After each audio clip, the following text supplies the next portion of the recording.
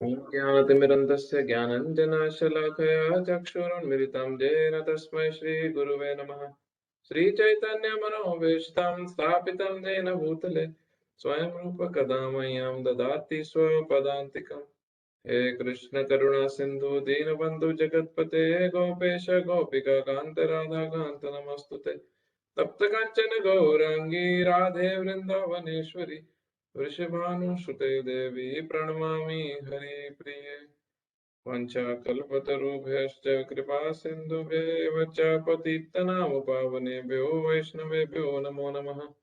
श्रीकृष्ण चैतन्य प्रभु नित्यानंद श्री अद्वैत गदाधर श्रीवासादि गौर भक्त वृंद हरे कृष्ण कृष्ण कृष्ण हरे हरे हरे राम राम राम हरे हरे।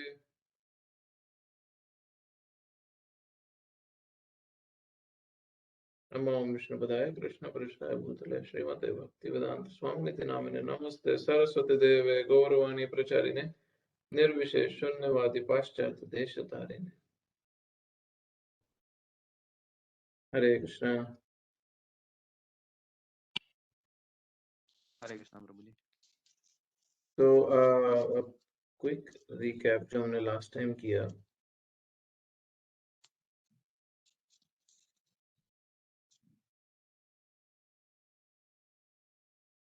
हमने बहुत इंपॉर्टेंट वर्सेस करे हैं, पीछे श्लोक करे हैं कुछ ऐसे जिसमें अर्जुन अपने सारे के सारे कारण बताने के बाद कि उसको युद्ध क्यों नहीं करना, फाइनल एक कारण बताता है कि मैं डिसाइड नहीं कर पा रहा मेरे लिए सही क्या गलत क्या, मुझे समझ नहीं रहा मेरे लिए धर्म क्या है इस समय। मैं अपने रिश्तेदारों को मारूं, अपनी ड्यूटी निभाऊं, हाँ, राज्य के लिए कार्य करूं, मैं क्या करूं, हाँ?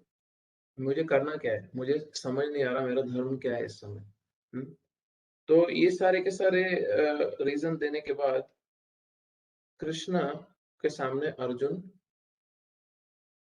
रिक्वेस्ट करते हैं कि मैं आपके शिष्य के समान हूँ, मुझे आप अपने शिष्य के रूप में स्वीकार करें और मुझे बताइए मेरी ड्यूटी क्या है इस समय। तो यहाँ पे ये दूसरे चैप्टर का 7वां नंबर श्लोक था जो हमने किया था। कार्पण्य दोषोपहतः स्वभाव पृच्छामि त्वं धर्म समूढ़चेत यत् श्रेयस्या निश्चितं ब्रूहि तन्मे शिष्यस्तेहं साधिमां त्वं प्रपन्नम्। अब मैं अपने कृपणा होने के कारण, अपने कंजूस होने के कारण, कंजूस कैसे, वो व्यक्ति जिसको जीवन इस्तेमाल करना नहीं आता उसी कंजूस व्यक्ति की तरह है। जैसे एक व्यक्ति के पास धन तो है, पैसा तो है, बट वो उसका इस्तेमाल नहीं करता और बिना पैसे को खर्चे वो व्यक्ति मर जाता है या कोई और उसका पैसा चोरी कर लेता है, तो उसको बोला जाता है तो कंजूस है, तेरे पास था पैसा और तूने अपनी जरूरत के लिए उसको इस्तेमाल नहीं किया। तो सिमिलरली भगवत गीता में दूसरे चैप्टर के 7वें श्लोक में अर्जुन अपने आप को कंजूस बोल रहे हैं। क्यों कंजूस बोल रहे हैं? अर्जुन कह रहे हैं कि मेरे पास ये मनुष्य शरीर है, मेरे पास ये मनुष्य का शरीर है और मैं इसका इस्तेमाल ठीक तरीके से नहीं कर रहा, मैं इसका इस्तेमाल ठीक तरीके से नहीं कर रहा और इस कारण मैं कृपणा हूं, मैं कंजूस हूं, मैं अपने मनुष्य जीवन का इस्तेमाल नहीं कर रहा ठीक से। तो कृपणा का जो उल्टा है उसको बोलते हैं ब्राह्मण। ब्राह्मण मतलब जो इस मनुष्य जीवन का बेस्ट उपयोग करता है, बेस्ट यूटिलाइजेशन करता है इस ह्यूमन बॉडी की। तो अर्जुन इस समय इस 7वें श्लोक में जो हमारे सामने है स्क्रीन पे, उसमें बोल रहे हैं कि मुझे नहीं समझ रहा मेरा धर्म क्या है इस समय, मुझे निश्चित रूप से मुझे क्लियरली बताओ आप मुझे करना क्या है, मैं बहुत कंफ्यूज हूँ। अब मैं आपका शिष्य हूँ और आपकी शरण लेता हूँ, कृपया मुझे उपदेश दें। तो ये जो श्लोक है, ये श्लोक भगवत गीता आगे जितनी भी बोली जाएगी उसके लिए बहुत ही इंपॉर्टेंट श्लोक है ये। क्योंकि यहाँ पे कृष्ण और अर्जुन के बीच में गुरु और शिष्य का रिश्ता स्थापित हो रहा है। इससे पहले वो लोग दोस्त थे, इससे पहले कैजुअल बातें हो रही थी, बट अब से कृष्ण और अर्जुन के बीच में गुरु और शिष्य का रिश्ता एस्टैब्लिश हुआ। हम्म? और वो रिश्ता एक सीरियस रिश्ता है, गुरु और शिष्य का रिश्ता एक बड़ा सीरियस रिश्ता है। अब बहुत लोग ये प्रश्न पूछ सकते हैं कि क्या गुरु की जरूरत है भी या नहीं। हम्म? तो ये 2.7 ये वाला जो श्लोक है, इसमें तात्पर्य में प्रभुपाद जी बड़ा इंपॉर्टेंट पॉइंट्स बता रहे हैं कि गुरु की जरूरत क्यों है। और अगले श्लोक में 2.8 में बहुत अच्छे से प्रभुपाद एक्सप्लेन कर रहे हैं कि गुरु होना कैसा चाहिए। अभी हमने ये तो बोल दिया कि ठीक है हमारे को बच्चे को स्कूल भेजना है, हाँ? बट वो हमें स्कूल में जाके बच्चे को पढ़ाई करानी है, बट पेरेंट्स की रिसर्च भी तो होनी चाहिए कि वो स्कूल है कैसा, जहाँ पे हम बच्चे को भेजें, हाँ, जहाँ पे हमारे हमारे बच्चे को प्रॉपर एजुकेशन मिल सके। तो सिमिलरली 2.7 में कृष्ण अर्जुन के प्रश्न के बाद तात्पर्य में प्रभुपाद जी बता रहे हैं कि गुरु की जरूरत क्यों है। जब ये समझ आ गया कि गुरु की जरूरत है क्यों, मूवी आई थी पीके, ओ माय गॉड, उसमें मेन मुद्दा उनका ये था कि तुम्हें ये ढोंगी गुरुओं के चक्कर में पड़ने की जरूरत नहीं है, तुम डायरेक्ट अपना भगवान से नंबर लगाओ। बट यहाँ पे हम अर्जुन जैसे व्यक्ति, अर्जुन की क्वालिफिकेशन आपको बता देता हूँ, उसके बाद आगे जाएंगे। अर्जुन की क्वालिफिकेशन ये थी कि वो सारे के सारे वेदों का ज्ञाता था, उसको सारे शास्त्रों की नॉलेज थी। हाँ, अर्जुन सारे के सारे अस्त्र शस्त्र विद्या भी जानता था। अर्जुन इस युद्ध से पहले देवलोक में भी हो आया था, दुर्गा देवी से भी शक्ति ले आया था, और शिव जी से भी शक्ति ले आया था। ये अर्जुन की क्वालिफिकेशन थी। हम्म। और अर्जुन का अपनी सेंसेस पे इतना कंट्रोल था कि जब वो देवलोक इंद्रलोक में था, जो उसके पिता थे उनके वहां पे इंद्रलोक में जब अर्जुन था, तो वहां पे जो अप्सरा थी, उर्वशी, उर्वशी ने अर्जुन को देखा और वो अर्जुन की ब्यूटी को देख के इतना अट्रैक्ट हो गई कि उर्वशी ने अर्जुन को अप्रोच किया कि मैं तुम्हारे साथ रिलेशनशिप बनाना चाहती हूँ। तो अर्जुन उर्वशी को बोलता है कि मैं तुम्हारे साथ कोई रिश्ता नहीं कर सकता क्योंकि मैं तुम्हें अपनी माँ के रूप में देखता हूँ। तो वो हंसने लग जाती है अप्सरा, बोलती है अप्सराओं में देवलोक में कोई माँ बहन नहीं होती, हम अप्सराएं अप्सराएं हैं। तो मैं तुम्हारी सुंदरता से इतनी अट्रैक्टेड हूँ कि मैं तुम्हारे साथ संग करना चाहती हूँ। अर्जुन बोलते हैं कि नहीं, तुम कुछ जनरेशन पहले मेरे एक पूर्वज पूर्वजन थे शायद, उनकी उनके साथ तुमने संतान की उत्पत्ति करी है, तुमने बच्चा पैदा किया उनके साथ में, तो मैं तुम्हारे को अपनी माँ के रूप में देखता हूँ। तो उसके समझाने पे भी अर्जुन डगमगाए नहीं, ये अर्जुन का स्टैंडर्ड था। हाँ, ये क्वालिफिकेशन थी अर्जुन की कि अर्जुन शेक नहीं किया उनके सामने भी इतनी। और उर्वशी के सामने हमारे अर्थ प्लैनेट की सुंदर से सुंदर स्त्री भी, शास्त्र में एक जगह आता है कि वो यूजलेस है, वो इतनी सुंदर है अप्सराएं। तो अर्जुन उससे भी भ्रमित नहीं हुआ, और अर्जुन ने अपना स्टैंड बहुत क्लियर रखा कि नहीं, तुम मेरी माँ हो, मैं तुम्हें माँ की तरह ही देखता हूँ, वेरी क्लियर। तो उर्वशी ने गुस्से में आके अर्जुन को श्राप दिया उस समय। और श्राप क्या दिया कि तुम हिजड़ा बन जाओ, तुम लायक ही नहीं हो। तो उस समय इंद्रदेव आते हैं वहां पे, उर्वशी को बोलते हैं कि तुम ये श्राप मत दो, ये मेरा पुत्र है, पूरी स्टोरी सुनाते हैं। तो उर्वशी समझ जाती है कि उसने गलती कर दी श्राप देके। बट फिर उर्वशी बोलती है उसी समय कि ठीक है, तुम यही श्राप, जीवन भर हिजड़ा बनने की जरूरत नहीं है, तुम 1 साल के लिए नपुंसक की तरह रहोगे। और इसको इंद्रदेव बोलते हैं कि तुम इसको इस्तेमाल करना जब जरूरत पड़ेगी अज्ञातवास में। तो वही अर्जुन जब अज्ञातवास में बृहन्नला बनता है, डांस टीचर बनता है, तो वो इसी शराब का इस्तेमाल करता है जो उर्वशी से उसको मिला होता है। ये अर्जुन का स्टैंडर्ड है। अभी शिव जी के पास जाके जो अस्त्र ले आया, उसका स्टैंडर्ड कितना सुपीरियर होगा। तो वो अर्जुन जब कंफ्यूज्ड है लाइफ में, तो वो ये नहीं बोल रहा कि भैया डायरेक्ट नंबर लगाना है मुझे, तो मेरे को सीखने की क्या जरूरत है, मेरे को तो सारे वेद आते हैं, बचपन से मैंने सब शास्त्र पढ़े हैं, मैंने शिव जी से मिल आया हूँ, दुर्गा देवी से मिल आया हूँ, सारे देवलोकों में शस्त्र अस्त्र ले आया हूँ।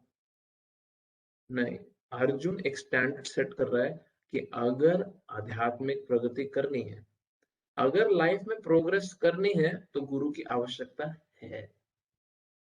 तो ये 7वें नंबर का श्लोक का मेन मुद्दा है। और 8वें में प्रभुपाद जी एक्सप्लेन कर रहे हैं गुरु की क्वालिफिकेशन क्या है। गुरु होना कैसे चाहिए? तो मैंने लास्ट ईयर 2 छोटी वीडियोस बनाई थी इस टॉपिक पे थोड़ा डिटेल में जाके, जो आम व्यक्ति को ये टॉपिक ये इसकी इम्पोर्टेंस समझ सके। सो मैं इसलिए चाहता हूँ थो 2 वीडियोस देख लें हम। पहली वीडियो है कि गुरु चाहिए भी या नहीं और चाहिए तो क्यों चाहिए? और दूसरी वीडियो है एक प्रॉपर गुरु की क्वालिफिकेशन क्या है? हुँ? तो वो उसमें उसमें वो वीडियोस इम्पोर्टेंट है, उसको आप प्लीज़ देखें ध्यान से और फिर जैसे ही वीडियो खत्म होती है, मैं भी साथ में देख रहा हूँ आपके will come back to Bhagavad Gita क्योंकि अगर ये सिद्धांत एक बार ही क्लियर हो गया, आगे भगवद गीता समझनी बहुत आसान हो जाएगी। अदरवाइज़ भगवद गीता एक सिर्फ शास्त्र ग्रंथ बन के रहेगा, but we want more from it. We want to really change our lives हमारे जीवन में परिवर्तन भगवद गीता से अगर हमें चाहिए, तो ये कॉन्सेप्ट बहुत क्लियरली एस्टैब्लिश होना चाहिए, ये बेसिस है स्पिरिचुअल लाइफ का। जब हम एक अभी हम वीडियो में देखते हैं सारे आर्गुमेंट सारे पॉइंट्स मैंने रखे हुए हैं। तो आप फर्स्ट वीडियो ऑन कर लो प्लीज फुल स्क्रीन।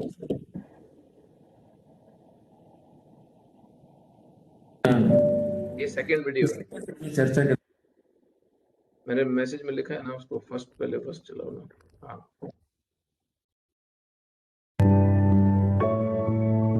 हरे कृष्णा। आज हम एक ऐसे टॉपिक को लेके आए हैं जिसके बारे में हमसे पर्सनल लाइफ में भी बहुत बार ये प्रश्न पूछा जाता है। जब लोगों की श्रद्धा को ठेस पहुंचती है किसी पाखंडी गुरु के कारण, तो उनका जो विश्वास है वो पूर्ण रूप से उठ जाता है कि क्या जरूरत भी है किसी गुरु, किसी साधु की, किसी संत के पास जाने की, या हम भगवान को डायरेक्ट अप्रोच कर सकते हैं। एक बार की घटना है, एक गुरु अपने चेले के साथ समुद्र के किनारे बीच वॉक पे गए थे। तो वहां पे गुरु ने एक बोर्ड पे पढ़ा कि अगर कोई डूबते हुए व्यक्ति को बचाएगा तो सरकार की ओर से उसे 500 रुपए का इनाम मिलेगा। Guy Williams brought 10 investment properties in 10 months, and I'm going to show you how he did it. I'm Jacob. तो गुरु बहुत खुश हो गए। उन्होंने अपने शिष्य को बोला, मैं ऐसा करता हूँ कि मैं डूबने जाऊंगा और तुम मुझे बचाने आ जाना। तो वो शिष्य को बोला कि मैं तुम्हें इसके 100 रुपए दूंगा और 400 रुपए मैं अपने पास रखूंगा। अब गुरु तो लोभी था, चेला भी चालू था। तो चेला गुरु को बोला कि गुरु जी, बात तो 50-50 की करो, 500 रुपए में से 100 रुपए आप मुझे दोगे तो ये बात ठीक नहीं बनती। तो गुरु ने बोला, तू मेरा शिष्य है ना, तो तू मेरी बात मानेगा, तू मेरे हिसाब से चलेगा। 100 रुपया ले और खुश रह, गुरु की आज्ञा का पालन करना सीखो। तो शिष्य सर हिला के बैठ गया और गुरु पानी के अंदर जाके डूबने लगा। और वहां पे वो शिष्य को आवाज मार रहा है, ए मेरे शिष्य मुझे आके बचाओ, ए चेला इधर आओ मुझे बचाओ। तो चेला वहां पे बाहर बैठ के मुस्कुरा रहा है और गुरु पूछे, अरे तू बचाने क्यों नहीं आ रहा? तो चेला गुरु को बोलता है, गुरु जी आपने बोर्ड ढंग से लगता है पढ़ा नहीं। उसके नीचे आखिरी लाइन में ये लिखा था कि जो समुद्र से लाश निकालेगा उसको 5,000 रुपए मिलेंगे। जब हम अपने जीवन में चालू चेले और लोभी गुरुओं को देखते हैं तो हमारा मन उठ जाता है और हम भगवान को सीधे ही पाने की प्रयास करते हैं और हमें लगता है कि संत महात्माओं के चक्कर में हमें पढ़ने की जरूरत नहीं है। बहुत वर्ष पहले एक मूवी आई थी पीके, और उससे पहले भी एक मूवी आई थी ओ माय गॉड। उस मूवी में भी यही टॉपिक उठाए कि तुम डायरेक्टली डायल करो भगवान को अपना नंबर। तुम्हारे को क्या जरूरत है किसी साधु संत गुरु के पास भी जाने की? तुम भगवान को डायरेक्ट अपना कनेक्शन लगाओ। मैं आपको एक अपने जीवन में बीती सच्ची घटना बताना चाहता हूँ। बहुत दुखपूर्वक घटना है बट बहुत कुछ सीखने को मिलता है उससे। ये आज से तकरीबन 22 से 23 साल पहले की घटना है।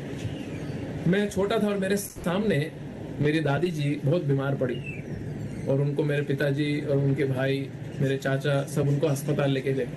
और वहां पे डॉक्टर ने 4-5 दिन उनका इलाज आईसीयू में करने के बाद मेरे पिताजी को बोला कि इनको 22-23 साल पहले के हिसाब में बता रहा हूँ, उस समय पे 9,000 रुपए प्रतिदिन का एक इंजेक्शन लगेगा जो उनकी तबीयत को ठीक करने के लिए बहुत ही जरूरी है। तो अभी माँ की तबीयत तो मेरे पिताजी और मेरे चाचा ने सबने ठीक करनी ही थी, तो उन्होंने हामी भरी और रोज 9,000 रुपए का इंजेक्शन लगने लगा।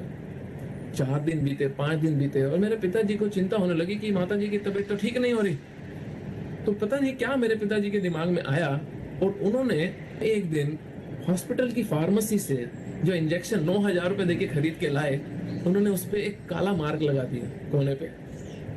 और हैरान हो जाएंगे आप, अगले दिन जब वो दोबारा से इंजेक्शन खरीदने गए, जो पिछले दिन वो डॉक्टर को दे चुके थे मेरी दादी को लगाने, तो केमिस्ट की दुकान पे वही काला मार्क लगा हुआ इंजेक्शन उनको दोबारा बेचा गया। अब मेरे पिताजी का दिल तो बहुत टूटा, बट माँ की तबीयत का ध्यान रखना था, तो उन्होंने बिना किसी शिकायत करे मेरी दादी जी को एक दूसरे अस्पताल में भर्ती करा दिया, जहाँ पे उनका इलाज आगे हो सका। इससे शिक्षा बहुत गहरी मिलती है।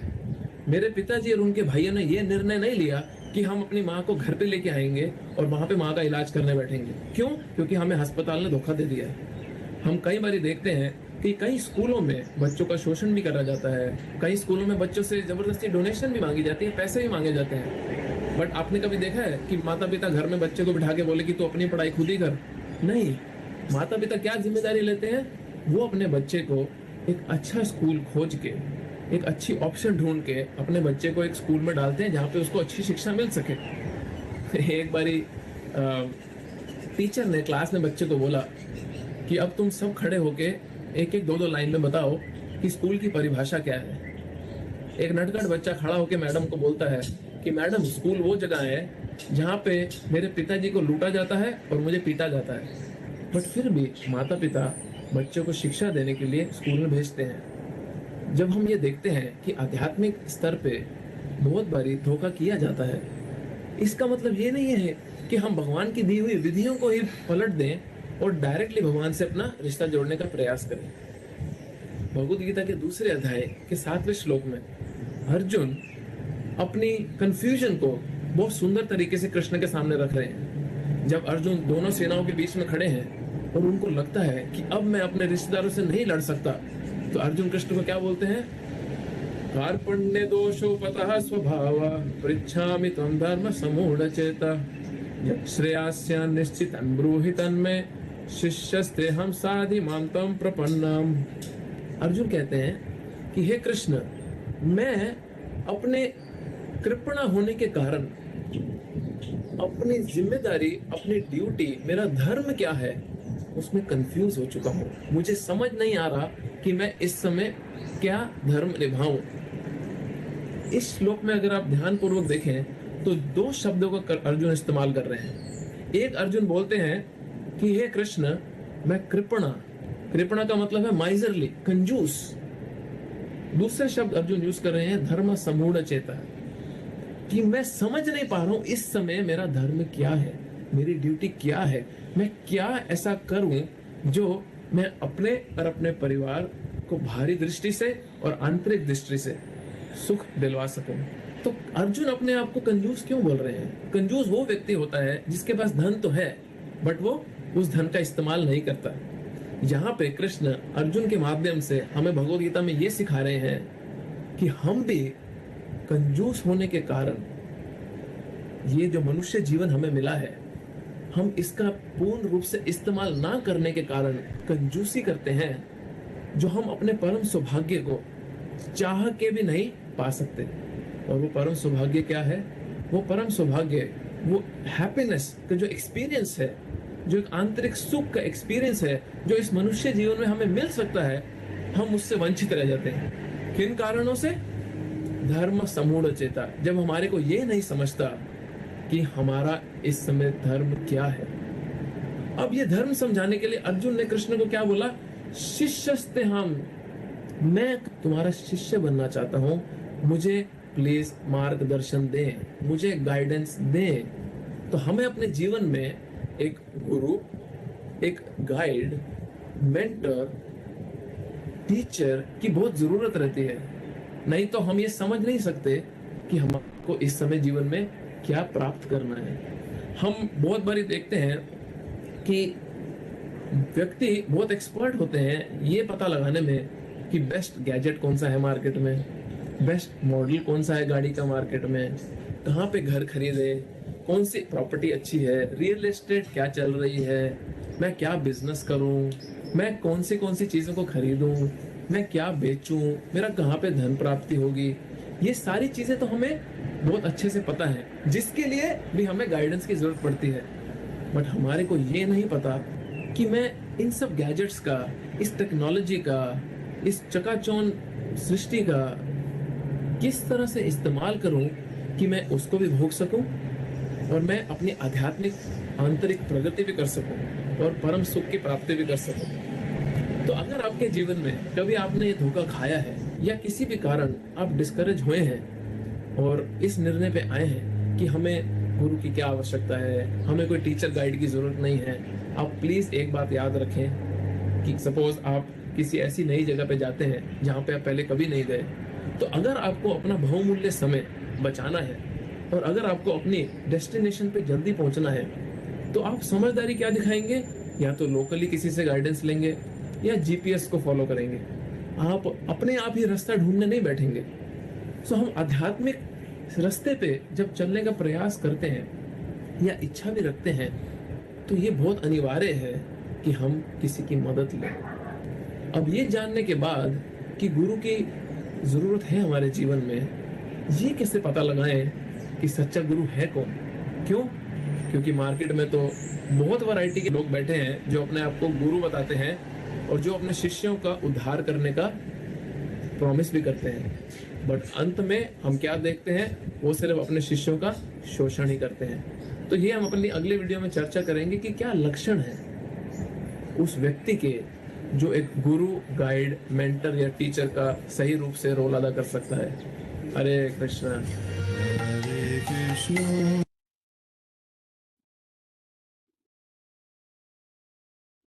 तो दिस वाज बेस्ड ऑन 2.7, जिसमें नीड क्या है गुरु की। अगली जो वीडियो है, उससे छोटी वीडियो है, वो बहुत इंपॉर्टेंट वीडियो है, क्योंकि उसमें काफी सारे आर्ग्यूमेंट्स ऐसे हैं जो ये बताएंगे कि who is a genuine Guru, genuine गुरु की परिभाषा है क्या। और मेरे को पता था, मैंने ये वीडियोस बनाई हैं,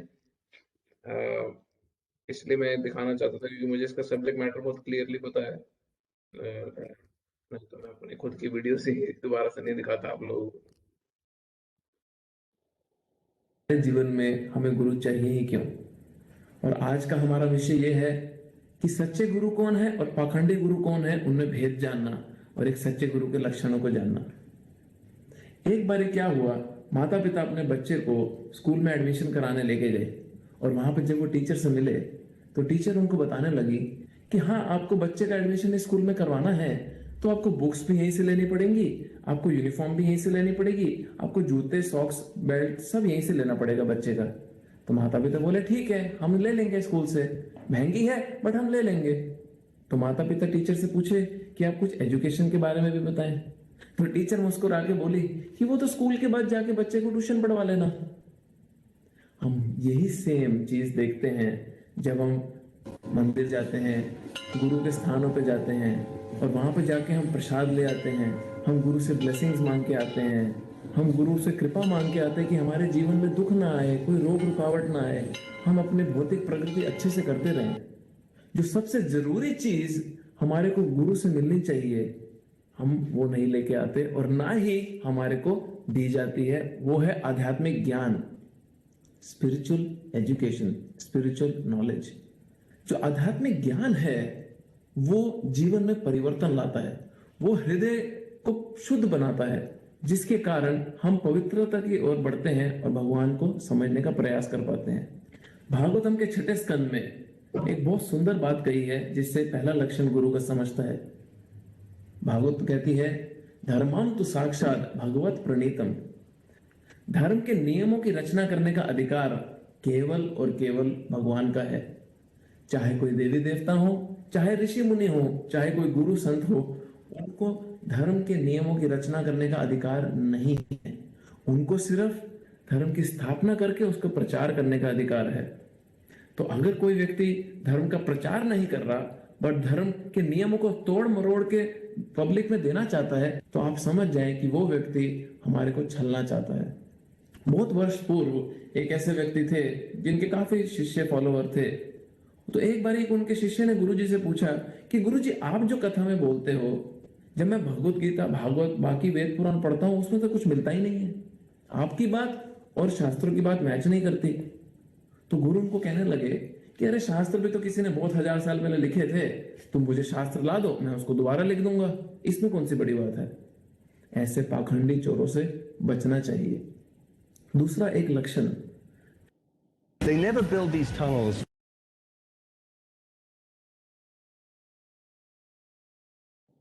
श्रील रूप गोस्वामी उपदेशामृत में हमारे को देते हैं। वो कहते हैं, वाचो वेगम मनस क्रोध वेगम जीव वेगम उदर उपस्थ वेगम एतान वेगम यो विषहेत धीरा सर्वम अपिमाम पृथ्वीम सशिष्यात्। असली गुरु वो है जिसका अपने शब्दों पे, अपने मन पे, अपने क्रोध पे, अपने जीवा पे, अपने जेनिटल्स उदर पे और अपने पेट पे कंट्रोल हो, जिसका अपनी सारी इंद्रियों पे कंट्रोल हो, उसको अधिकार है शिष्य बनाने का। हम कई बार देखते हैं कि लोग नादानी में, जाने में, अनजाने में कहीं से भी शिक्षा लेने चले जाते हैं। आम जीवन की शिक्षा तो हम कहीं से भी ले सकते हैं, बट जब आध्यात्मिक गूढ़ ज्ञान की बात हो तो हमारे को एक सच्चे गुरु की आवश्यकता है। लोग आजकल कहाँ कहाँ से इंफॉर्मेशन लेते हैं। कोई पान वाले से तो इंफॉर्मेशन ले लेता है, कोई नाई की दुकान से इंफॉर्मेशन ले लेता है, और सबसे तो महान जो गुरु हमारे लोकल यूनिवर्सिटी के आजकल हैं वो है एक दारू पिया, शराब पिया व्यक्ति, जो अपने को किसी भी गुरु महात्मा से कम नहीं समझता, जो हर टॉपिक पे अपना पूर्ण ज्ञान देने को हमेशा तत्पर रहता है और सबसे आगे खड़ा रहता है। चौथी जगह जहां से ज्ञान लिया जाता है वो है हमारा WhatsApp, Facebook, social media network, जहां से भी लोग ज्ञान लेते हैं। और पांचवा जो सबसे महान, सब गुरुओं का भी गुरु है, वो है गूगल, जहां से भी ज्ञान लिया जा सकता है। कुछ गलती नहीं है इन जगहों से ज्ञान लेने में, पर अगर हमारे को बहुत ही गहरा आध्यात्मिक ज्ञान प्राप्त करना है तो हमारे को एक ऐसे व्यक्ति के पास जाना पड़ेगा जिनके पास उस ज्ञान देने के लक्षण हो। हम देखते हैं कि जब हमारे को किसी फील्ड में स्पेशलिस्ट होना हो, किसी को साइंटिस्ट बनना है, तो वो अच्छी से अच्छी यूनिवर्सिटी चुनता है, वो आईआईटी, आईआईएम में जाता है। कोई मैनेजमेंट कोर्स करना हो तो उसको, अगर किसी व्यक्ति को मैथ्स में एक्सपर्ट होना है तो वो एक यूनिवर्सिटी चूज करके एक प्रॉपर कोर्स चूज करता है, वो बहुत केयरफुली अपने फैकल्टी, अपने टीचर्स को चूज करता है। तो हम जब हमारी आध्यात्मिक प्रगति की बारी आती है, जब हमारी स्पिरिचुअल ग्रोथ की बारी आती है, हम उसमें इतने लापरवाह हो जाते हैं कि हम गूगल से, व्हाट्सएप से, कहीं से भी ज्ञान प्राप्त करने का कोशिश करते हैं। तो ये बहुत जरूरी है हमारा जानना कि सही सोर्स क्या है। एक और लक्षण है जिससे जाना जा सकता है कि वो व्यक्ति सच्चा गुरु है या नहीं, कि वो अपने आप को भगवान घोषित ना करे। वो अपने आप को भगवान का दास घोषित करे तो आप उनसे ज्ञान प्राप्त कर सकते हैं। आप समझिए कि कोई व्यक्ति इतना अपने आप को महान मान ले कि वो अपने को भगवान की उपाधि देने लगे, तो उससे कैसे ज्ञान लिया जा सकता है। वो तो आगे चल के हमारा शोषण ही करेगा और फिर हम और डिस्करेज होके पीछे हट जाएंगे। मैं आपको एक उदाहरण के तौर पे दिखाना चाहता हूं कि एक गुरु, एक संत, एक टीचर, एक गाइड, उसका स्वभाव क्या होना चाहिए। आप मेरे हाथ में एक कांच का शीशा देख रहे हैं, जिसके आर पार आप मुझे देख सकते हैं। शास्त्रों में कहा गया है कि गुरु एक ऐसे कांच के शीशे के समान होना चाहिए जिससे शिष्य को भगवान और भगवान के ज्ञान को देखने में मदद मिले। अगर यहाँ पे गुरु शिष्य के सामने खुद ही खड़ा हो जाए और शिष्य को भगवान की बजाय खुद ही को दिखाने लगे और अपना ही प्रचार करने लगे, तो हमें समझ लेना चाहिए कि वो एक धोखेबाज व्यक्ति है, वो कोई सच्चा गुरु नहीं है। और आखिरी लक्षण जो मैं आपको बताना चाहता हूं एक सच्चे गुरु का है कि वो व्यक्ति खुद भी एक बहुत अच्छे शिष्य होने चाहिए अपने गुरु के। इसका मतलब क्या है कि वो एक प्रमाणिक परंपरा से जुड़े होने चाहिए, जहां पे शिष्य अपने गुरु की सेवा कर रहा है और वो अपने गुरु की सेवा कर रहा है और वो अपने गुरु की सेवा कर रहा है, और जो बिना टूटे भगवान तक जानी चाहिए। आखिरी में मैं आपको एक कथा सुनाना चाहता हूं जिससे हमें ये समझता है कि ये कितना जिम्मेदारी का काम है। एक बारी एक गुरु अपने कुछ शिष्यों के साथ सड़क पर चल रहे थे और वहां पे शिष्य ने देखा कि कुछ चींटियां एक जिंदा बिच्छू को खा रही थी। तो शिष्यों ने कोमल हृदय होने के कारण अपने गुरु से पूछा कि हम जाके उस बिच्छू को बचा लें। तो जब गुरु ने अपनी शक्ति से देखा कि ये जो बिच्छू है ये पूर्व जन्म में इन चींटियों का गुरु था, और ये चींटियां उनके शिष्य थी जिनका शोषण किया गया, जिनको एक्सप्लॉइट किया गया, और जो अब इस योनि में अपने गुरु से बदला ले रही हैं। तो ये बहुत ही ध्यानपूर्वक लिए गए डिसीजन है। तो हमें चालू चेला भी नहीं बनना और हमें लोभी गुरुओं से भी बचना है। इन लक्षणों द्वारा हम अपने को बचा सकते हैं, अपनी आध्यात्मिक प्रगति को बचा सकते हैं और एक सच्चे राह पे चल सकते हैं। आप इन लक्षणों को ध्यान में रखें और सही गुरु से मार्गदर्शन लें। बहुत बहुत धन्यवाद। हरे कृष्णा।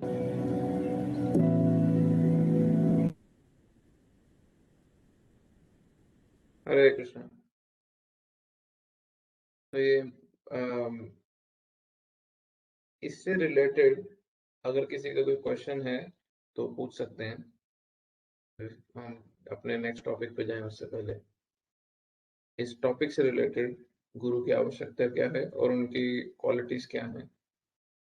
अगर किसी का कोई डाउट है, कोई मन में कुछ है तो।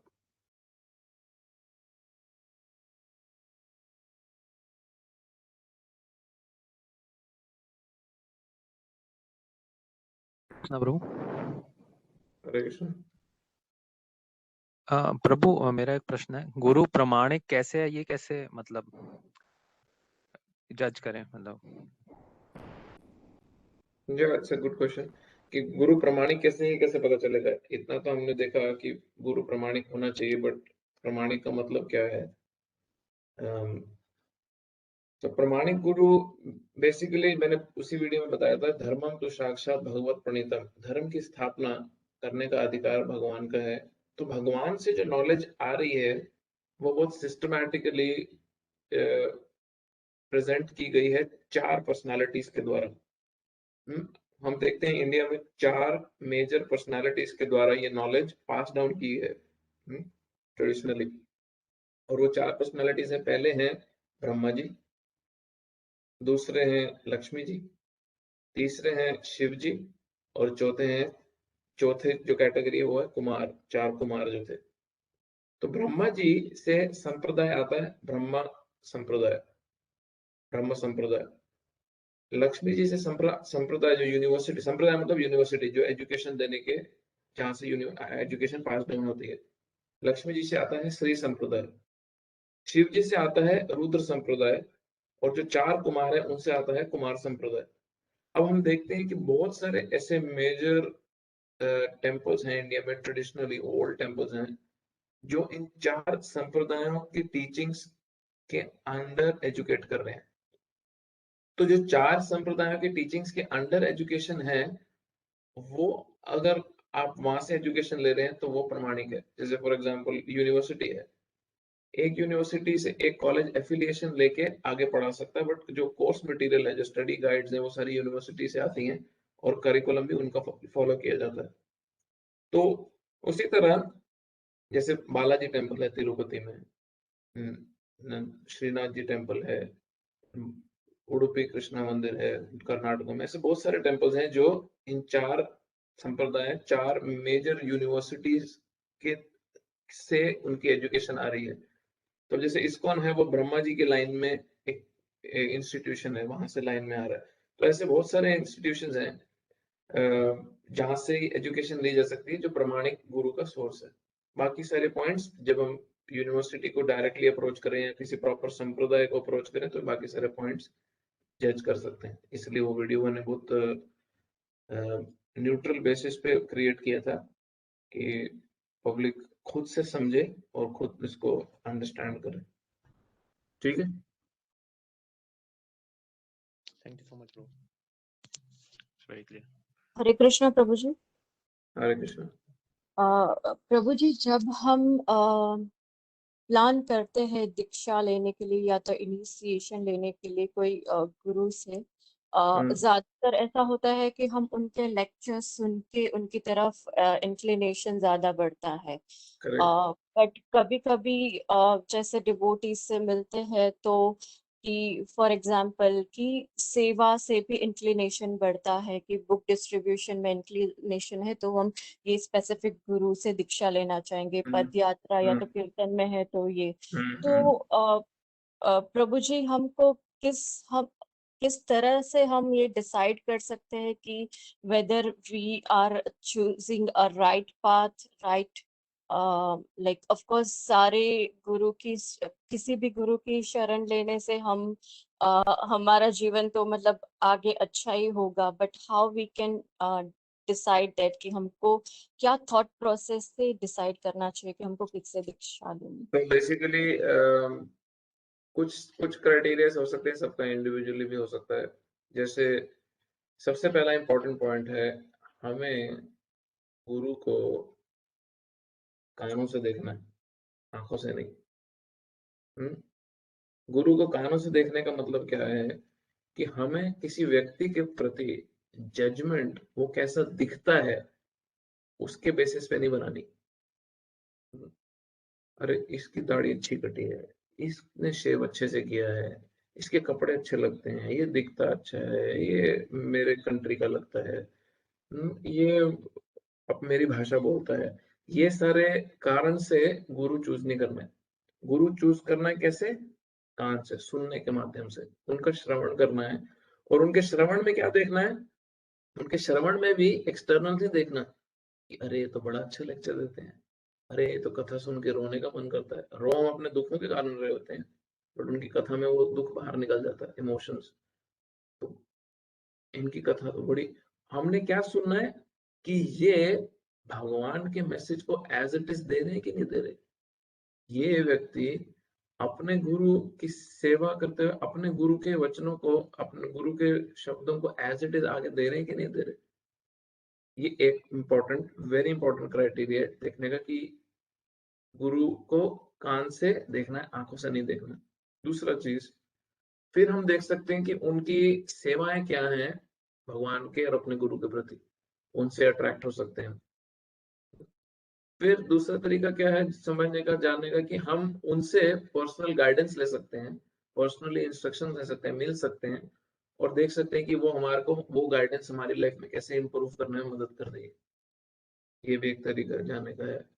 फिर हम देख सकते हैं कि वो उनके शिष्य कैसे ट्रेंड हैं, तो हमें भी वैसा ही शिष्य बनना है। तो भी कई लोगों को अट्रैक्शन होती है कि हाँ मुझे मुझे भी ऐसी ट्रेनिंग चाहिए, तो मुझे भी ऐसा टीचर चाहिए वैसी ट्रेनिंग के लिए। हम्म, तो कुछ ऐसे क्राइटेरियाज हैं। एंड देन लास्ट इज कि हमें भगवान को बहुत कॉन्स्टेंटली प्रे करना चाहिए कि हमारे को राइट व्यक्ति से मिलवाएं और क्लैरिटी हो, जिनकी भगवान किनकी शरण ले और हम अपनी स्पिरिचुअल लाइफ में प्रोग्रेस कर सकें आगे। तो ये कुछ तरीके हैं, बट ओनली ओनली सबसे बड़ा जो प्रॉब्लम है वो ये नहीं होना चाहिए कि हम बड़े एक्सटर्नल रीजंस के कारण गुरु को चूज कर रहे हैं। अरे वो भी पंजाबी बोलते हैं, हम भी पंजाबी बोलते हैं, जो बात बन जाएगी इनसे बात कर सकेंगे। गुरु को शारीरिक रूप से जज नहीं करना। कितने सारे गुरु हैं, जरूरी वो इंडिया से हो भी ना, बट अगर उन्होंने भगवान कृष्ण की पूर्णतः शरण ली है और उन्होंने अपने गुरु की पूर्ण शरण ली है, तो वो हमारे को भगवान के धाम परफेक्शन दिलाने के परफेक्ट काबिल हैं, उसमें डाउट नहीं होना चाहिए कोई भी। तो ये सारे कुछ रीजंस हैं। ठीक है। जी प्रभु जी, thank you. Hare Krishna. Hare Krishna.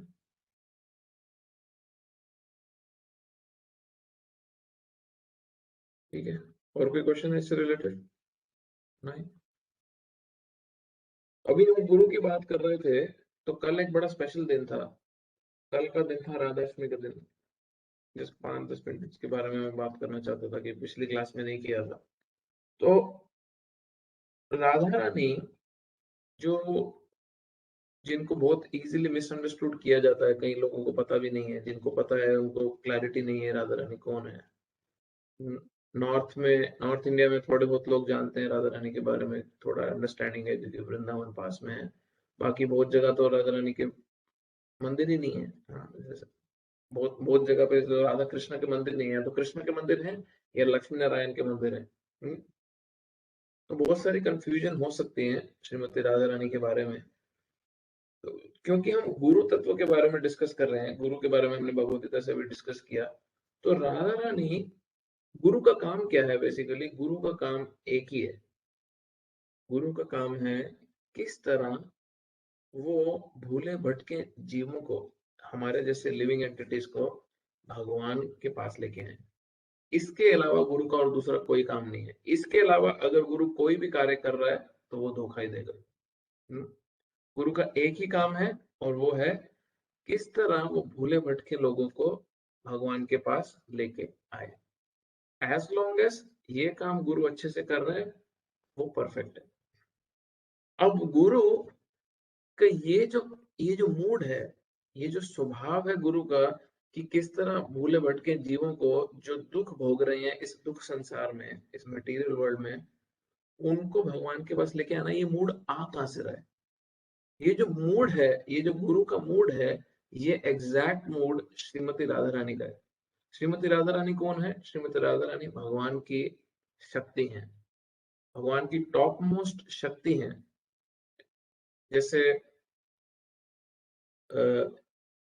Energetic या शक्तिमान है, वो शक्तिमान जो व्यक्ति है, वो शक्तिमान व्यक्ति अपनी शक्ति द्वारा कार्य करता है। तो भगवान शक्तिमान है और भगवान की जो शक्ति है वो श्रीमती राधा रानी है। और जितनी भी शक्ति बाद में आती हैं, जितनी भी शक्तियां जानते हैं हम, जिसको लक्ष्मी, रुक्मिणी, दुर्गा देवी, पार्वती माँ, जितनी भी हैं, वो सारी, जिस तरह शक्तिमान भगवान कृष्ण से सारे के सारे अवतारों की उत्पत्ति होती है, उसी तरह जो उनकी शक्ति है उनसे बाकी सब शक्तियों की उत्पत्ति होती है। तो इसलिए कोई बहुत ज्यादा अंतर नहीं है। अंतर सिर्फ क्या है कि एक अंतरंग शक्ति भगवान की इंटरनल एनर्जी है, स्पिरिचुअल पोटेंसी है, और वही जब दुर्गा देवी या पार्वती के रूप में सृष्टि का कार्य करती है तो वो एक्सटर्नल बहिरंगा शक्ति का रोल अदा करती है भगवान की। तो अब राधा रानी जो शक्ति है भगवान की, वो शक्ति कौन सी है? वो है ह्लादिनी शक्ति। ह्लादिनी का मतलब है भगवान को आनंद देने वाली शक्ति। अब आनंद देने वाली शक्ति का कार्य क्या है? कि हर चीज इस तरह करी जाए जिससे भगवान को मैक्सिमम एंजॉयमेंट मिले। तो राधा रानी का मूड क्या है? उनका मूड है जितने भी जीव हैं जो भगवान को भूले बैठे हैं, उनको भगवान को अर्पण करना, उनको भगवान को सौंपना, उनको भगवान की सेवा में दोबारा लगाना। और ये उनका जो मूड है, इसके कारण वो कृष्ण को प्रसन्नता देने का प्रयास करती है। अब कृष्ण को राधा रानी के अलावा और कोई चाहिए नहीं, बट राधा रानी का मूड ऐसा है, उनका खुद का स्वभाव ऐसा है कि वो चाहती हैं हर कोई जीव भगवान की सेवा में लगे और जितने ज्यादा लोग हो सके वो भगवान को आनंद देने में वो आगे बढ़ाती हैं। इसलिए वृंदावन में बड़ा पॉपुलर बोला जाता है, राधे राधे जपो चले आएंगे बिहारी। अगर तुम राधा रानी को प्रसन्न कर लेते हो तो कृष्णा ऑटोमेटिकली प्रसन्न हो जाएंगे, क्योंकि राधा रानी हमारे को भगवान की ओर पुश करेगी। राधा रानी का मूड है एक बहुत ही इंटरेस्टिंग, और वो ये है कि जैसे भक्ति है, भक्ति जितनी बढ़ती जाती है उतनी ही एक भक्त की विनम्रता भी बढ़ती जाती है, वो हम्बल होता जाता है। जितना एक भक्त भक्ति में आगे प्रगति करता है उतना ही वो विनम्र होता जाता है, उतना ही वो हम्बल होता जाता है। तो राधा रानी जो टॉप मोस्ट भक्त है भगवान की, हाईएस्ट लेवल ऑफ भक्ति है जिनके अंदर, उनमें ह्यूमिलिटी भी हाईएस्ट होगी ऑटोमेटिकली, क्योंकि भक्ति जब शुद्ध स्तर पे आती है तो विनम्रता और भक्ति एक हो जाती है। इट्स सिनोनिमस, वो एक शब्द दूसरा शब्द सेम ही है, सिर्फ दूसरा वर्ड इस्तेमाल हो रहा है, एक ही मतलब है। तो राधा रानी इतनी विनम्र है कि वो भगवान की सबसे उच्च कोटि की भक्त हैं।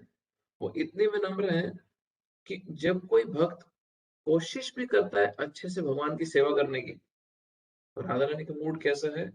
उनको लगता है कि ये मेरे कृष्ण को मुझसे ज्यादा प्रसन्नता दे सकेगा, इसलिए वो उस भक्त को भगवान की ओर लेके जाती है। ये मूड है राधा रानी का। अब जबकि राधा रानी से ज्यादा प्रसन्नता कृष्ण को कोई दे नहीं सकता, बट उनकी अपने हाईएस्ट लेवल ऑफ भक्ति में, डिवोशन में, ये उनका स्वभाव है कि उनका फोकस है कृष्ण को प्रसन्नता देनी है। तो उनको लगता है ये मुझसे भी अच्छी सेवा कर रहा है, इसको कृष्ण की ओर लेके जाना है, इसको कृष्ण के पास लेके आना है।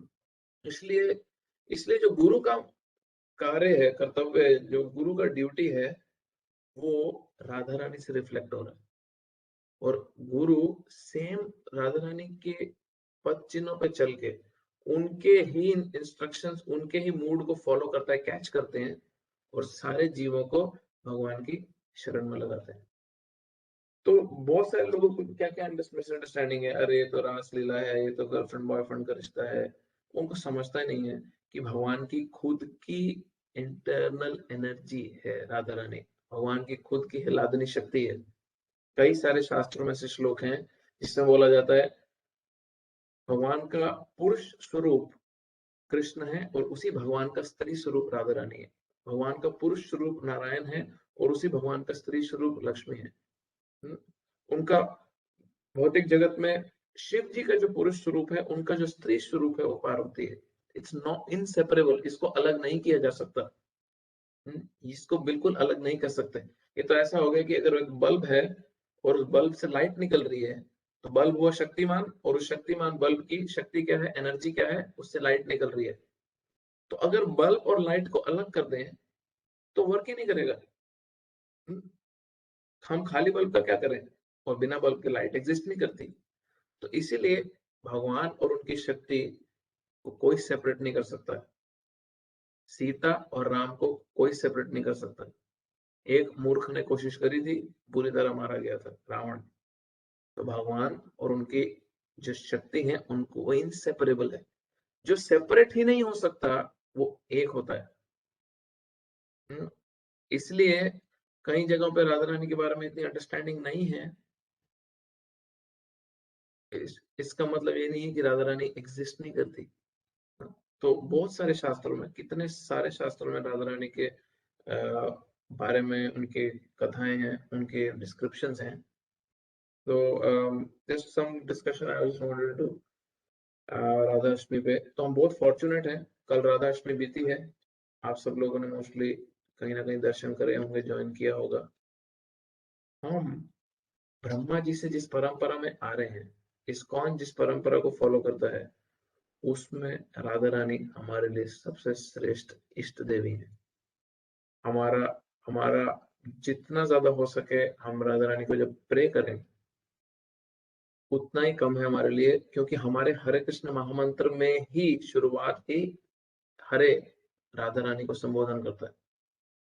राधा रानी की इतनी महानता है कि कभी भी कोई कृष्ण राधा मंदिर नहीं बोलता, वो बोलते राधा कृष्ण मंदिर है, राधा श्याम सुंदर मंदिर है, राधा वल्लभ मंदिर है, राधा गोकुल नंद मंदिर है, राधा गोपाल मंदिर है, राधा माधव का मंदिर है। राधा रानी हमेशा कृष्ण से पहले आती है।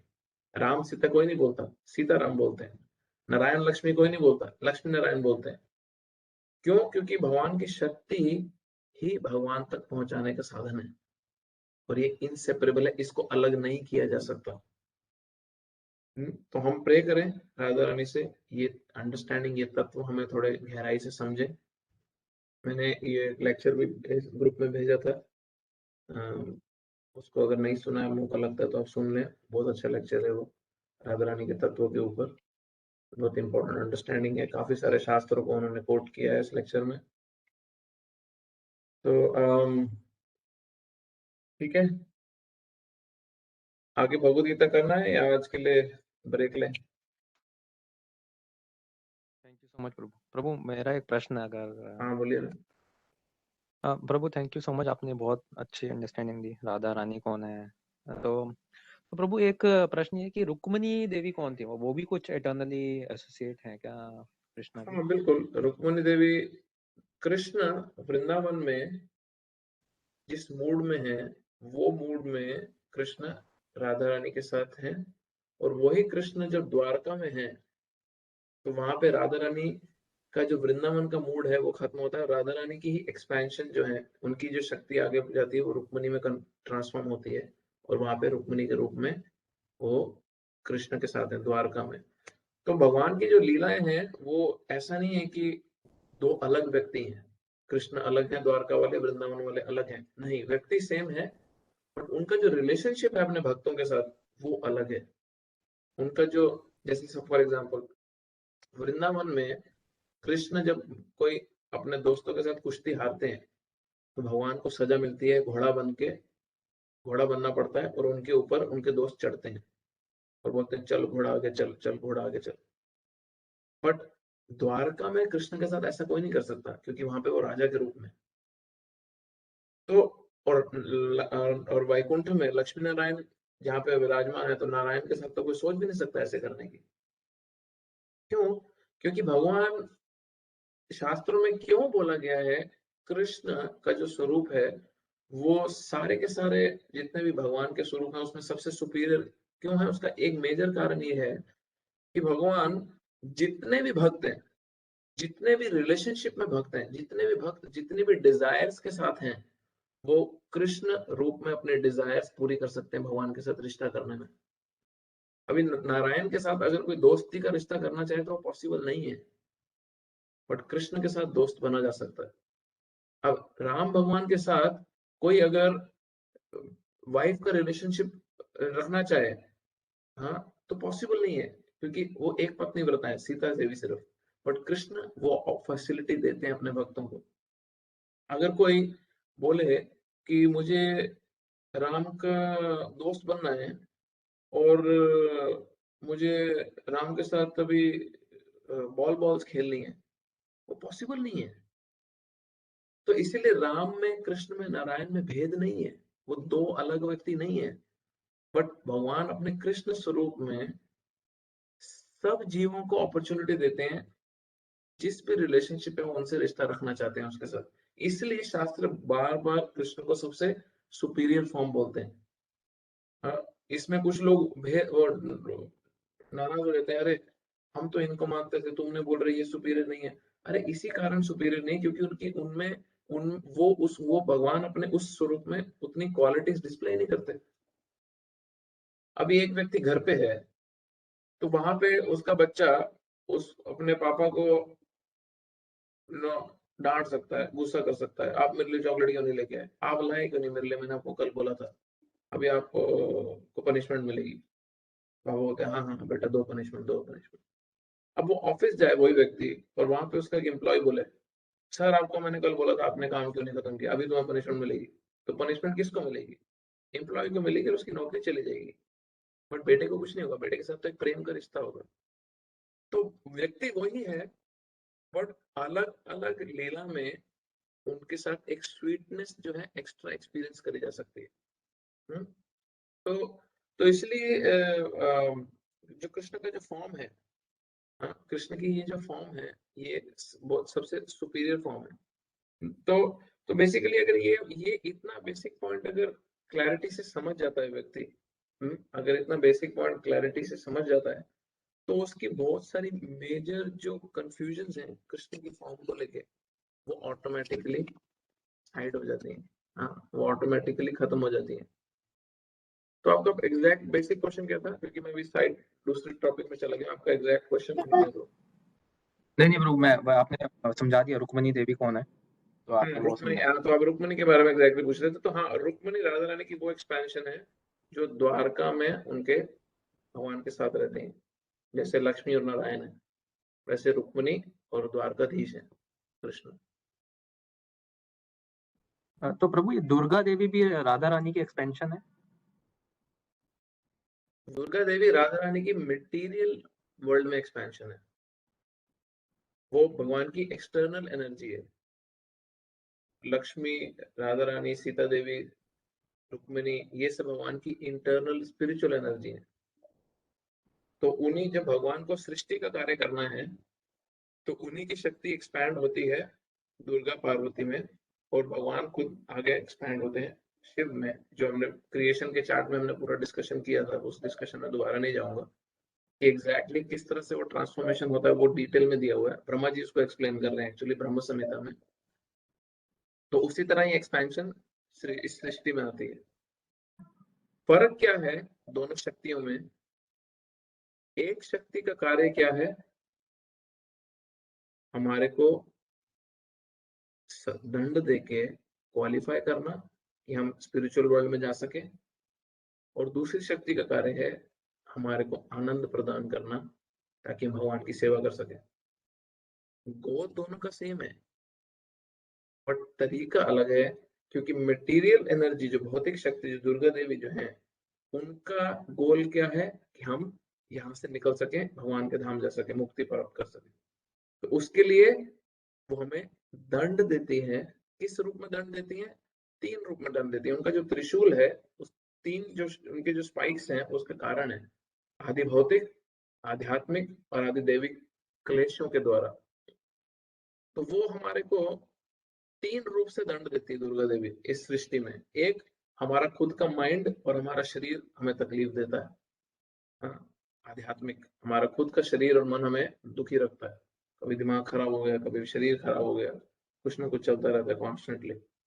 फिर आदि भौतिक, दूसरे जीवों द्वारा हमारे को परेशानी मिलती है, बॉस द्वारा, वायरस के द्वारा, बीमारी के द्वारा, मच्छर के द्वारा, कुछ ना कुछ चलता रहता है, हमारे को दंड मिलते हैं, परेशानी मिलती है।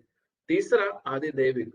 आदि दैविक मतलब नेचुरल डिजास्टर्स के द्वारा, कोई ना कोई, मेलबर्न का वेदर, जैसे मेलबर्न में है तो हमारे यहाँ का वेदर बड़ा एक्सट्रीम रहता है। सुबह एक्सट्रीम ठंड, दोपहर में फुल धूप, शाम में बारिश, रात में फिर बहुत ठंड, सारे के सारे वेदर एक दिन में आ जाते हैं। या सुनामी आ गया, हरिकेन आ गया, अर्थक्वेक आ गया। तो इन 3 तापों के द्वारा दुर्गा देवी हमारे को पनिश करती रहती है कॉन्स्टेंटली, ताकि हम इच्छा तो करें यहाँ से निकलने की, हम प्रश्न तो पूछें कि इस दुख भरे जगत से निकलने का कोई ऑप्शन है क्या? कहीं पे किसी को पता है? कोई तो बताओ कि कोई ऑप्शन है कि यही दुख भोगते रहना है? सुबह जीवन शुरू हुआ है, जीवन के मरण तक दुख भोगे और फिर पुनः दोबारा जन्म ले, फिर से यह सारा दुख भोगे। तो दुर्गा देवी का ये काम है कि हम भगवान से इस तरह मिले। और भगवान की जो स्पिरिचुअल एनर्जी है, जो स्पिरिचुअल वर्ल्ड में है, जो भगवान की अंतरंग एनर्जी है, उसका भी काम क्या है कि हम भगवान से मिले, बट वो आनंद देती है। ये फर्क है। ठीक है।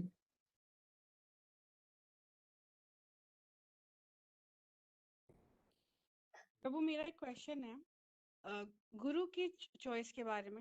जब हम गुरु को चुनना चाहते हैं और अगर हम कंफ्यूज होते हैं, जैसे कि क्योंकि हमारे तो संप्रदाय में सभी अच्छे गुरु हैं, सब एक से एक और direct disciples of Srila Prabhupada हैं। तो अगर हम कंफ्यूज हैं लेकिन उनको सर्व करने के मूड में अगर किसी भी गुरु को चुन लेते हैं, तो ये क्या सही होता है? हाँ, बिल्कुल सही है।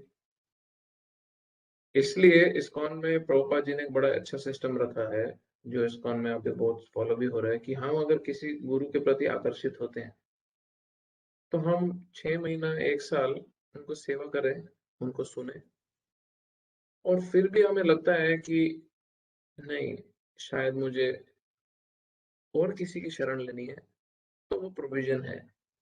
बट एक बार जब गुरु हम चुन लेते हैं, फिर हमारी ड्यूटी है कि उनके पूरे मन, बुद्धि और इंटेलिजेंस, पूरे अच्छे शरीर, पूरे अपने शरीर से, मन से, वचनों से उनकी सेवा करें। फिर उसके बाद टापना नहीं है इस जगह से उस जगह, उस जगह से इस जगह, बंदर की तरह। बट जब तक चूज नहीं किया, तब तक में हम किसी से एसोसिएट कर सकते हैं, उनकी सेवा कर सकते हैं, और देख सकते हैं कि हमारे को हमारी अंडरस्टैंडिंग बैठ रही है कि नहीं, एंड देन नहीं बैठी, okay then try someone else. जैसे एक स्त्री को, ये स्ट्रॉन्ग स्टेटमेंट है, इसको डाइजेस्ट कर लेना। जैसे एक स्त्री को पूरा का पूरा अधिकार है, एक पुरुष को पूरा पूरा अधिकार है कि वो किससे शादी करना चाहे, चूज कर सकता है। और कितने सारे लड़का लड़की काफी सारे लोगों को मिलते हैं, देखते हैं, जानते पहचानते हैं, कईयों के साथ 2-2 4-4 महीने भी बीतते हैं, बात करते हैं, और बाद में डिसाइड करते हैं नहीं, हमारी बैठेगी नहीं, बनेगी नहीं अच्छी, तो फिर किसी और दूसरे लड़के लड़की को मिलते हैं। बट एक बार डिसाइड कर लिया और शादी हो गई, फिर उसके बाद इस टहनी से उस टहनी पे जाना, वो बहुत घटिया बना है। तो वो हमारे को स्पिरिचुअल लाइफ में भी सेम रूल लागू होगा। हमारे को वैश्य प्रवृत्ति नहीं रखनी फिर गुरु में। हाँ, इधर से टापे, उधर से टापे, उधर से टापे नहीं। शरण जब तक लेनी है, जितना मर्जी स्टडी करो, जितना मर्जी समझ लो, 5 साल लो, 8 साल लो, 10 साल लो। कहीं कहीं भक्त ऐसे जिन्होंने 10-10 साल लिए गुरु चुनने में। पर जब चुन लिए, फिर बी डेडिकेटेड। अनलेस जैसे कोई शादी होती है और पति बहुत एक्सप्लॉइटेटिव है, बहुत मारता पीटता है, बहुत कुछ करता है, तड़पाता है पत्नी को, तो पत्नी उसको छोड़ देती है। तो गुरु की शरण लेने के बाद पता चले कि हाँ, ये गुरु तो एक्सप्लॉइट कर रहा है, ये तो अपने गुरु की शिक्षा ही फॉलो नहीं करता, ये तो भगवान में भी इसका श्रद्धा नहीं है, कुछ नहीं, तो ऐसे गुरु को छोड़ा जा सकता है, वो अलग सी चीज है। ठीक है। जी प्रभु, थैंक यू। Anything else? आज हम आगे भगवद गीता में नहीं बढ़ पाए, बट आई थिंक ये इंपॉर्टेंट टॉपिक्स थे, थोड़ा बेसिक्स को क्लियर करना है, क्योंकि अब से भगवद गीता जो जाएगी वो फिर एक फ्लो चलेगा। हम 11th श्लोक से शुरू करेंगे, 11th श्लोक से स्टार्ट करना है और 30th श्लोक तक आत्म तत्व के बारे में, सोल के बारे में अंडरस्टैंडिंग है। थैंक ठीक यू है, प्रभु। कोई क्वेश्चन? Otherwise we finish. प्रभु मैं सब लोगों से एक बार कहना चाहता हूँ कि अगर किसी का प्रश्न है तो वो चैट पे भी टाइप कर सकता है, अगर कोई बोलना नहीं चाहता तो कई बार किसी कारणवश कोई नहीं बोलना चाहता तो they can also type in the chat, personally भेज सकते हैं एंड देन फिर वो हम क्वेश्चन का आंसर कर सकते हैं। Sure, no problem. ठीक है, ग्रंथराज श्रीमद् भगवद गीता की जय, श्रील प्रभुपाद की जय, श्रीमती राधा रानी की जय। हरे कृष्णा। हरे कृष्ण। हरे कृष्णा। हरे हरे कृष्ण कृष्णा प्रभु, बोले। Thank you. हरे कृष्णा। कृष्ण प्रभु हरे जी। कृष्ण। हरे हरे कृष्ण। कृष्णा। हरे कृष्णा। हरे कृष्ण प्रभु जी। हरे कृष्णा।